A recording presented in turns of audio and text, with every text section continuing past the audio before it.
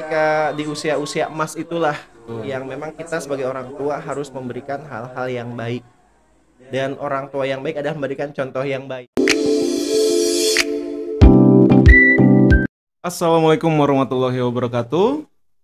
Ya, ketemu di podcast kita kali ini, yaitu Laroiba Podcast. It's showtime.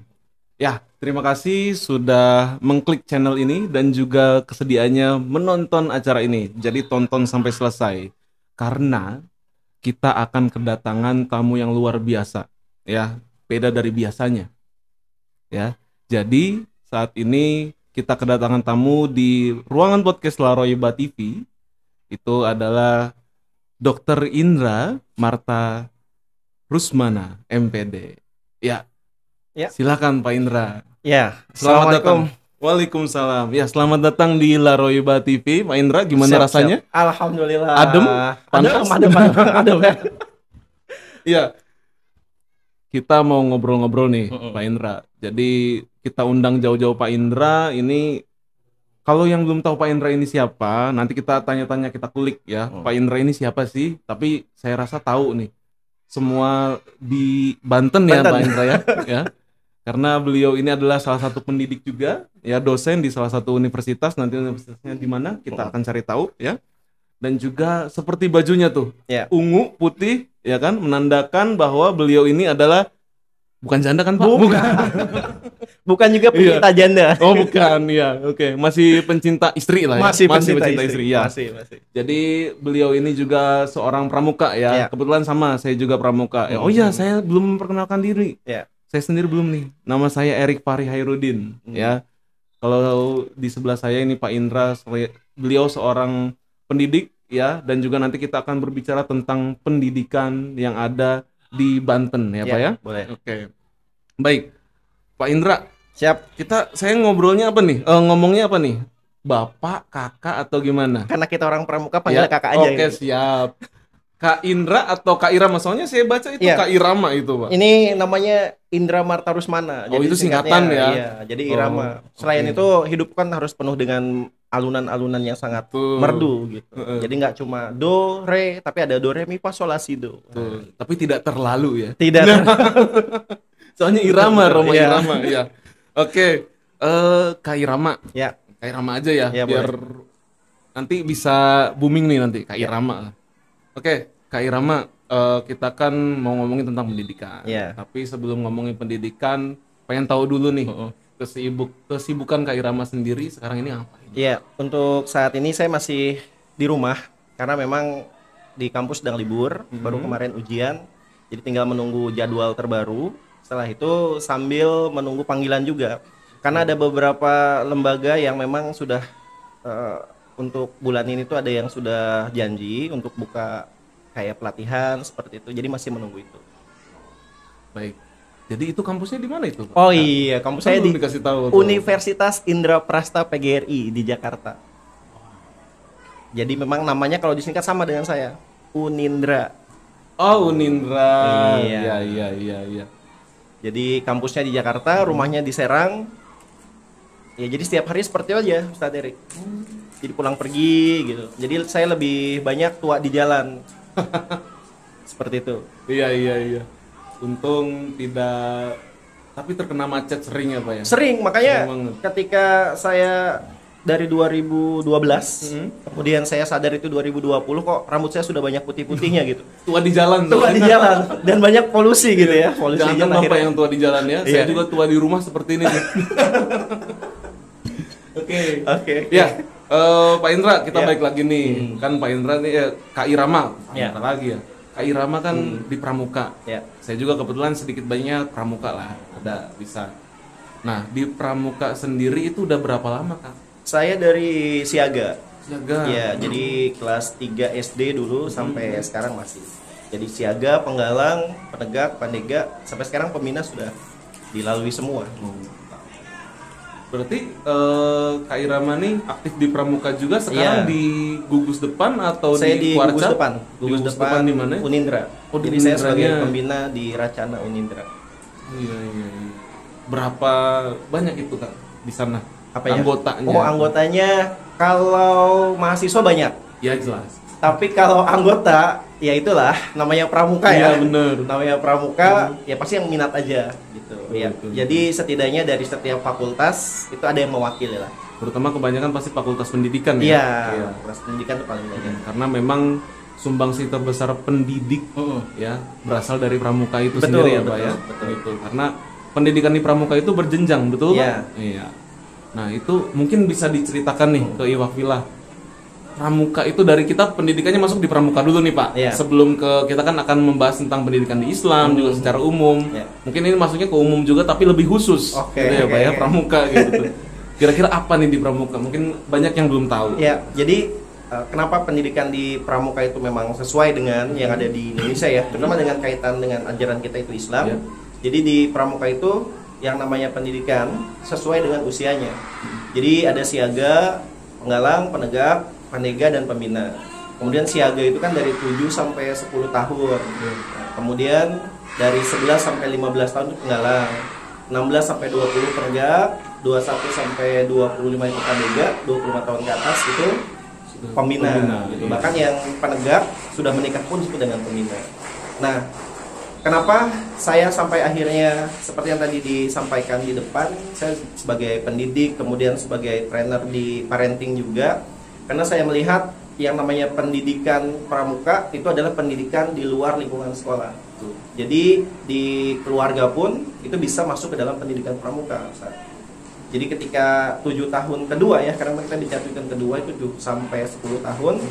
Nah, itu memang harusnya antara orang tua dengan guru itu bersinergi. Gitu. Jadi ketika 7 tahun pertama, nah ini tugasnya orang tua. Jadi sebelum usia 7 tahun itu kan sudah masuk ke orang tuanya. Ya. Jadi dimanapun yang namanya keluarga itu adalah pendidikan yang utama dan pertama bagi seorang anak. Iya. Jadi pendidikan pertama itu memang awalnya ya dari keluarga itu Iya, sendiri seperti itu ya. Oke, untuk selain pramuka nih Ustaz, Kak Irama, jadi apalagi nih yang kesibukan selain dosen, tadi juga ada pembina. Iya. Nah selain itu mungkin ada organisasi-organisasi Iya. lain gitu ya? Organisasi lain yang diikuti untuk sekarang itu di Kota Serang sendiri, Iya. di Ikatan Cendekiawan Muslim Indonesia, ICMI ya.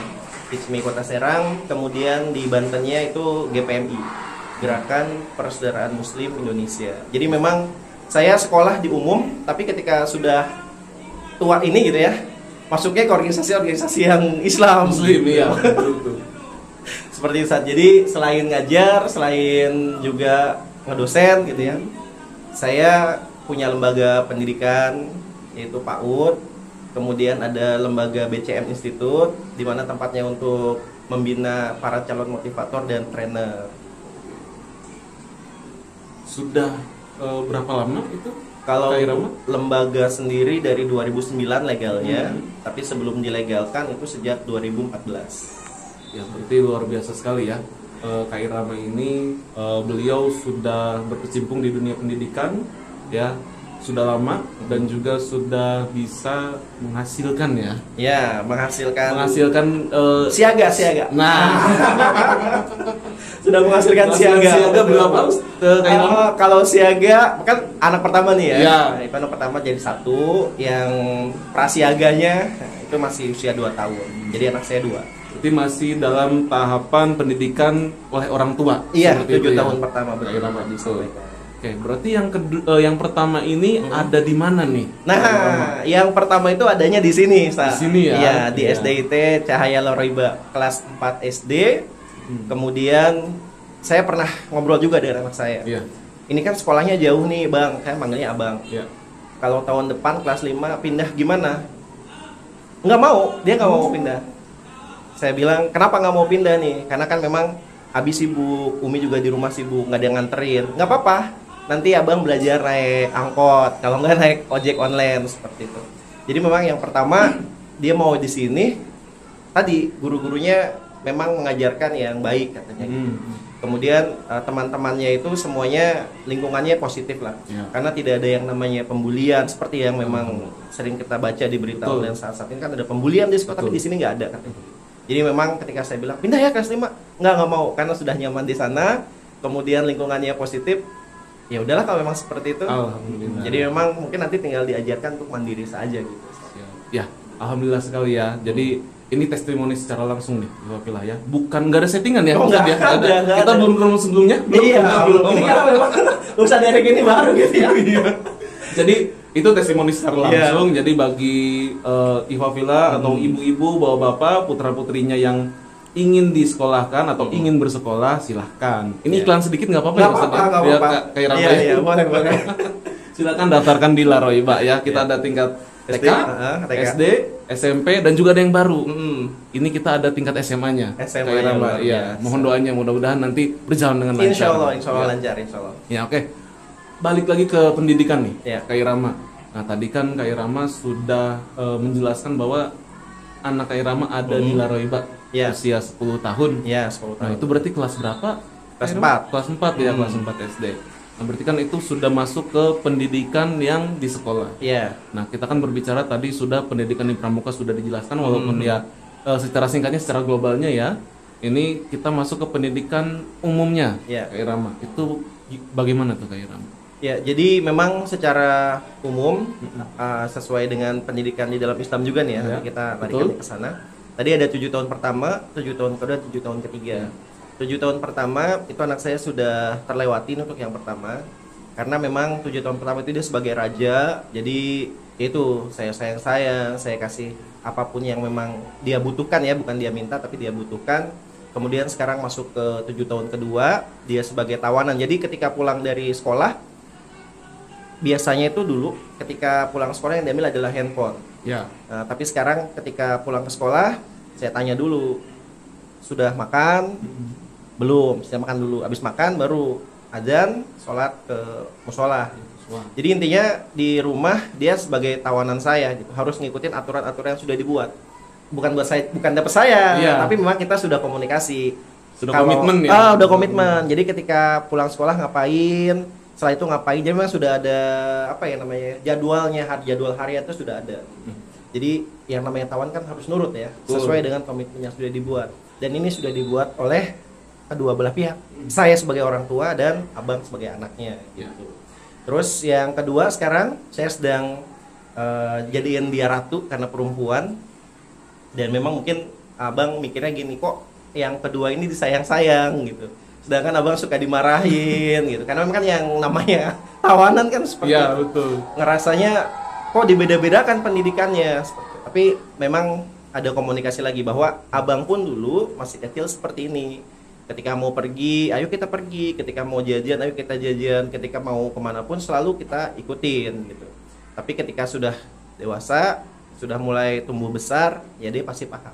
Dan alhamdulillah nggak pernah yang namanya berantem gitu Iya. Ustaz, di rumah. Jadi memang saling menyayangi gitu. Jadi ketika abangnya nggak ada, adiknya nyariin, abang kemana? Abang kemana gitu. Jadi memang ya itu tadi pendidikannya sesuai dengan ajaran Islam. Dan ketika nanti di 7 tahun ketiga itu rencanakan mau di pondok pesantren ya. Jadi 7 tahun ketiga mau di pondok pesantren, mudah-mudahan bisa panjang umur, bisa Amin. melihat dan bisa menjalankan sesuai dengan kaidah Insya Islam Allah. begitu. Ya. Berarti sebelumnya dijadikan raja dulu. Iya. Baru langsung dijadikan Tawanan. tawanan dalam tanda kutip. Dalam gitu tanda ya. kutip betul. Nah, Baru iya, setelah itu betul. jadi teman. Tapi memang itu proses menjadi tawanannya itu. Nah, Kak, itu bagaimana tuh? Apakah langsung menerimakah si abang ini ataukah memang langsung ada Penolakan. Ustaz. penolakan? Iya, karena memang kan dari apa ya namanya? Dari memang dia raja gitu. Yang namanya proses kan tidak usah langsung gitu ya, Iya. berubah kan nggak bisa langsung. Jadi memang harus pelan-pelan. Jadi intinya dengan anak itu harus ada komunikasi. Gitu. Ya. Jangan sampai juga malah di rumah gitu ya. Anak ini dua-duanya lebih dekat dengan bapaknya. Jadi Betul, saya betul. enak nih buat ngomongnya gitu. Jadi ketika di rumah abang ngerasa nggak nyaman, ya udah saya tunggu dia bisa nyaman dulu, baru kita bisa ajak ngobrol. Gitu, Ustaz. Jadi memang prosesnya sungguh lama lah. Dari memang dia kelas 1 SD, kelas 2, kelas 3, sekarang udah kelas 4, sudah menjelang balik lah, saya pikir sudah menjelang balik. Ya itu, jadi bisa diajak ngobrolnya di situ. Ya, kalau misalnya nih kan Ustadz tadi bilang ada penolakan. Iya. Berarti kan kalau misalnya anak itu sering halnya sekarang itu ketergantungan dengan gadget Betul, betul. gitu. Tapi alhamdulillah ya, abang tidak seperti itu. Iya, sebenarnya kalau tergantungan juga gitu. Tergantungan.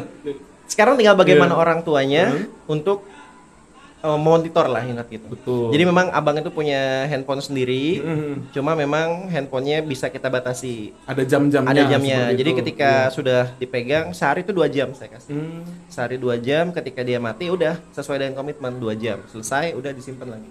Cuma memang kadang-kadang gabut. Iya. Iya, kan biasa pegang handphone tiba-tiba Betul. handphonenya mati, Abi handphonenya nyalin lagi dong gitu. Tapi nggak bisa, silakan. Jadi ada poin tertentu lah. Iya, iya. Ayo abang sekarang ngapain untuk dinyalain lagi. Jadi memang dikasih tambahan waktu ya 5 menit, 10 menit seperti itu. Kita nggak bisa melarang mereka untuk pegang handphone sih Ustaz, untuk sekarang. Pasti. Yang kita bisa adalah membatasi itu. Membatasi dan mengontrol. Iya. Seperti itu ya, Kak. Betul. Baik. Memang sekarang jadi fenomena tersendiri ya. Seperti dua belah mata pisau Nah. gadget itu seperti itu ya, Kak ya. Oke, baik. Mungkin dalam pendidikan sendiri, pendidikan tadi kan sudah ke pendidikan Islam dan umum Iya. seperti itu. Nah, bagaimana nih Kak Ira menyikapi fenomena yang sekarang? Ya, Kalau sekarang kan banyak anak-anak tuh ya seperti tadi disinggung kan bully, dan alhamdulillah ya di sekolah kita tercinta ini Iya, gitu iya. kan alhamdulillah tidak ada bullying Betul, gitu. betul. Tapi memang di luar sana mungkin masih banyak anak-anak ataupun guru-guru yang memang masih bermasalah dengan bullying itu. Itu bagaimana menurut Kak Iram? ya. Jadi sebenarnya yang namanya bully dari dulu sebenarnya udah ada, Iya. Ustaz. Dari dulu itu yang namanya bulian datangnya dari temen yang biasanya tahu nama orang tua kalau dulu kan ya. Ledek nama orang tua. Ya, Biasanya seperti gitu itu. kan. Mungkin pernah ngerasain juga. Pernah, Ledek kayak nama orang tuanya.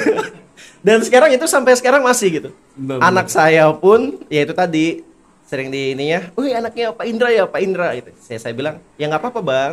Jadi intinya si anaknya dikuatkan. Karena ketika dibully itu yang paling penting adalah penguatan dari orang tuanya gitu. Ya. Ketika orang tuanya tidak menguatkan, maka si anak akan merasa sendirian menghadapi itu. Tapi ketika sudah dikuatkan, ya dia akhirnya, oh gitu ya Bi. Iya, jadi biarin aja. Sampai akhirnya teman-temannya nih itu tahu YouTube saya gitu kan. Jadi ketika dilihat ada videonya Abang di situ, sampai akhirnya, Abi, Abang malu. Ini videonya sedang kalau nggak salah sedang joget-joget, posisinya dia giginya ompong gitu kan. Tapi ya kuatkan lagi. Iya. Itu kan memang buat kenang-kenangan Abang. Kalau Abang dulu seperti ini. Jadi memang di situ tadi lagi-lagi kita butuh komunikasi dan pendekatan ke anak. Betul. Jadi yang namanya pembulian mau tidak mau ya kita harus bisa menyikapi dan menguatkan si anaknya. Kalau memang sudah sampai jenjang yang lebih luar apa ya? Artinya udah keras banget buliannya. Nah, itu baru kita bisa melakukan tindakan preventif. Entah itu ke ustadznya atau memang ke orang tuanya langsung supaya bisa ada komunikasi. Tapi selama ini nggak ada sih yang seperti itu. Paling ya namanya anak-anak lah. Saya pikir ya bully-bulian nama orang tua mah nggak apa-apa gitu. Ya asal jangan dipelesetkan saja. Iya. Gitu. Kan kalau dipanggil ya anaknya Pak Indra gitu, Iya. emang nama Bapak Pak Iya, Indra gitu. iya. Baik, Gitu, baik. gitu. Iya. Gini Pak, terus kan tadi kita berbicara tentang pendidikan. Nah, tema kita ini kebetulan pendidikan anak pada usia golden age. Iya. Menurut Kak Irama sendiri, golden age itu usia berapa sampai berapa gitu? Iya, golden age itu kan dari sebenarnya ya, yang namanya pendidikan itu dari mulai dalam kandungan sampai dia lahir, sampai memang dia bisa hidup sendiri gitu. Bahkan ketika sudah dewasa pun yang namanya pendidikan harus tetap namanya orang tua. Makanya ketika kita kembali ke orang tua itu pasti dianggapnya masih anak-anak aja. Sama seperti saya pulang ke rumah orang tua masih tetap dianggapnya anak. Iya. Dimarahin gitu kan. Pokoknya ya gitulah. Walaupun kita sudah punya anak tetap dianggapnya sebagai anak. Kemudian yang namanya golden age itu dari 0 ya, dari memang dalam usia di perut sampai dia usianya 5 tahun gitu. Nah, usia-usia seperti itu banyak sekali masukan-masukan yang memang harus diberikan secara positif Ustaz. Saya sudah memberikan gini. Yang pertama kan Abang sudah kelas 4 nih, sudah melalui yang 7 tahun pertama. Ya. Sudah melalui golden age-nya alhamdulillah. Itu sudah ketika di TK dulunya itu orang tua sesama orang tua bilang gini, Abi kan manggilnya Abi ya, Abi kok Faris cepat banget bacanya, emang cara ngajarnya gimana gitu. Ya saya sebenarnya nggak pernah ngajarin, ayo bang kita belajar baca, nggak gitu. Intinya ketika memang sedang dalam kondisi main sama-sama ya sambil bercerita, ini anjing, ini kucing, suara kucing bagaimana, jadi sambil cerita sambil mereka belajar. Dan itu diterapkan ke anak yang kedua. Nah, anak yang kedua ini alhamdulillah karena memang laki-laki dan perempuan berbeda, Ustaz. Berbeda betul. Pengetahuan itu lebih cepat perempuan. Nah, jadi memang saya sampaikan ke depan orang tua, Bu, anak laki-laki dan perempuan berbeda. Dan saya sudah merasakan itu. Mendidik anak perempuan ternyata lebih mudah daripada anak laki-laki. Anak perempuan itu ketika diajarin anteng, diem, duduk, cepat banget nyerapnya. Tapi kalau anak laki-laki nggak bisa. Iya, Gitu. pasti kemana-mana gitu Iya. ya. Gitu. Jadi memang ketika di usia-usia emas itulah Betul. yang memang kita sebagai orang tua harus memberikan hal-hal yang baik. Dan orang tua yang baik adalah memberikan contoh yang baik gitu. Jadi sebelum anaknya sholat, orang tuanya yang sholat duluan. Dulu. Sebelum anaknya suruh ngaji, orang tuanya dulu yang ngaji gitu, Ustaz. Jadi memang ketika usia-usia emas itulah yang memang anak-anak menjadi contoh dan melihat orang tuanya. Ya, Gitu, bukan Ustaz. berarti ketika ayo sholat orang tua masih sibuk scroll. Iya begitu. Kebanyakan seperti Dan itu. Kak. akhirnya kalau seperti itu kan jadi ini apa anaknya itu kok Abi malah begitu. Iya. Gitu. Jadi memang ada protes sendiri nantinya. Betul. Gitu, Ustaz. Dan ini memang ya itu tadi saya sudah melewati tahap-tahap itu, Ustaz. Mungkin nanti Ustaz Ek juga begitu nanti. Insya Allah. Ya. Pasti. Makanya inilah gunanya podcast ya. Iya. Selain juga menyiarkan kepada seluruh Iwafila semua, Betul. gitu kan? Ya saya juga bisa dapat ilmunya. Iya. Gitu. Dan alhamdulillah nih ada Ustadz Eko ya. Nah, Ustadz Eko itu salah satu ustadz yang memang katanya saya dapat ilmu dari Pak Indra nih katanya gitu. Jadi anaknya itu perempuan, Ustadz. Iya. Dan memang dekat juga dengan Ustadz Eko. Karena memang katanya cinta pertama anak perempuan itu adalah adalah bapaknya. Nah, Ya, betul. Gitu. Dan Ustadz Eko sedang kesana gitu. Begitu, Ustadz. Membangun cinta pertama dengan anak perempuannya. Iya. Supaya nanti ketika dewasa kan kita nggak tahu ke depannya kan seperti apa.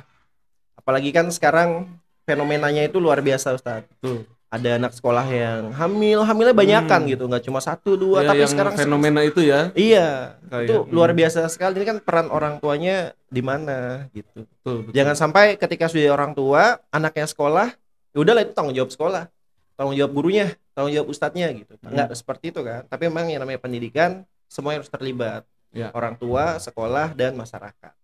Ya, ketika di sekolah itu tanggung jawab memang sekolahnya gitu. Iya. Sebagai orang tua di sekolah. Iya. Gitu. Tapi ketika kembali lagi gitu, ya sebagai orang tua pun harus tetap bisa mendidik anaknya dengan baik gitu. Karena memang yang namanya pendidikan itu tidak bisa dilepaskan ke sekolah. Betul. Harus semuanya terlibat. Mungkin kemarin pas corona ya, pas pandemi, orang tua banyak yang merasakan tuh, Tat. Betul. Iya, itu saya merasakan juga. Merasakan juga saya. Jadi sambil ngajar online, sambil nemenin anak belajar online. Jadi ngajar juga belajar gitu. Karena banyak laporan juga gitu tuh. Banyak orang tua yang menanyakan kapan sih sekolahnya offline lagi gitu ya. Iya. Karena sudah sangat lelah ya. di rumah itu. Jadi jangan sampai gini, ketika kita merasa saya punya uang nih, saya bayar aja gurunya, nggak bisa seperti itu. Yang namanya pendidikan, orang tua, guru dan lingkungan harus terlibat. Iya, bersinergi gitu. Betul. Sinergi itu penting sekali. Apalagi demi anak-anak yang luar biasa nanti ke depannya gitu. Ya. Karena memang fenomena sekarang itu untuk usia golden age itu kan memang banyak juga yang menyalahgunakan gitu ya, kayak seperti halnya bukan untuk dididik malah dibawa ngamen seperti itu, kan sangat luar biasa sekali. Iya, jadi intinya gini, untuk yang seperti tadi tuh anak-anak dibawa ngamen, dibawa di jalan, intinya kembalikan lagi lah bahwa dunia anak dunia bermain, dunia anak dunia berimajinasi, dunia anak adalah dunia yang memang penuh dengan keindahan. Seperti itu, Ustaz. Baik.